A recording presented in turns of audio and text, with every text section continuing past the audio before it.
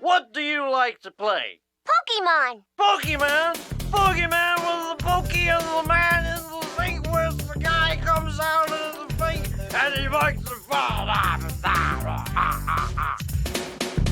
Okay, guys, we gotta rap some Pokemon. You just do the singing. I'll take care of the hard part. Let's get it on. I want to be the best there ever was.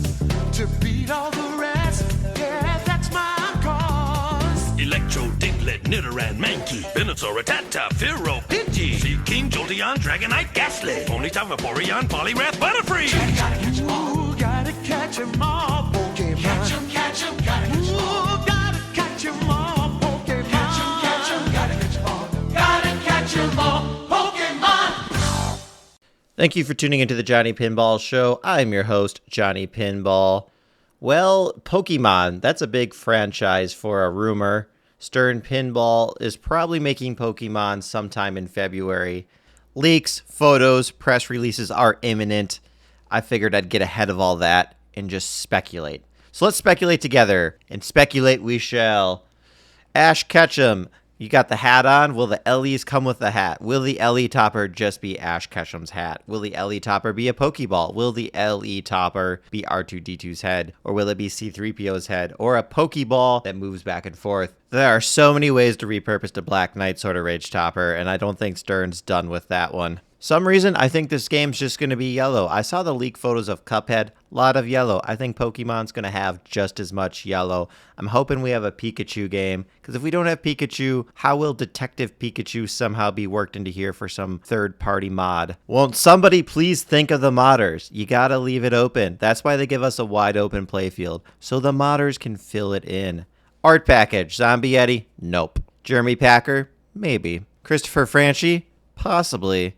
But I think it's going to be someone else. Someone new. Someone we haven't heard from until last week on a separate podcast. Randy Martinez. Oh, just a coincidence he goes on the Loser Kid podcast imminently before the release of Pokemon? Come on, folks. People don't self-promote when they don't have something to promote. He's our guy. All right, next. Designer. I guess we kind of know George Gomez. He kind of said he was doing it with collaboration of Jack Danger. Dual signatures on the apron. Has it ever been done before? 2 designers, 1 game, 2 girls in a pinball league? I say it can't be done. It can't be done. Elliot Eisman's Transformers is not next. It's Pokemon. Let's go to the playfield. Jack Danger. Did he do the top? Did he do the bottom? Have we ever asked Jack that? Can someone go write that in and ask Jack if he did the top or the bottom? Or which one he prefers? I wrote in to ask Jack. He didn't answer my question. He says he answers all the questions, but apparently they don't all make it to him, because I believe Jack. I don't believe all the questions make it to Jack. So back to the playfield.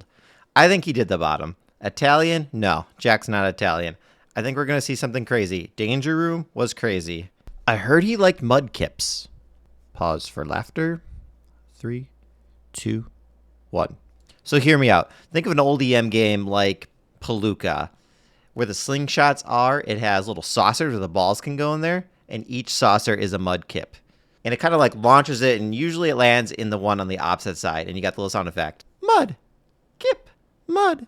Kip. As the ball goes back and forth. Different? Yes. Fun? TBD.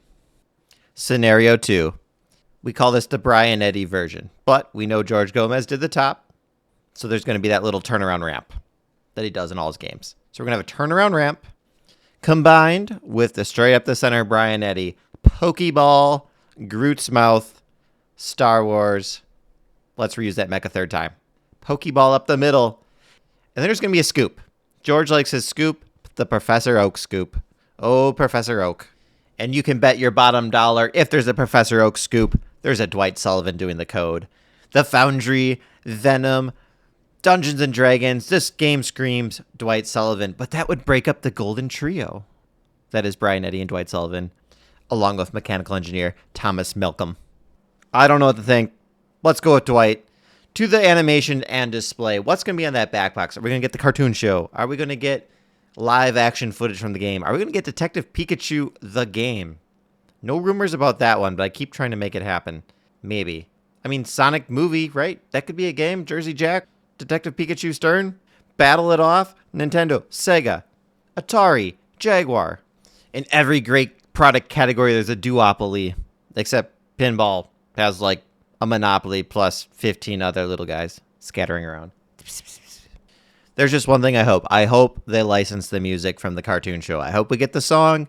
When it's in a track mode, it's playing the song. You hit the start button. You get, oh man, are you going to be able to start off as Pokemon? Are you going to start as Ash?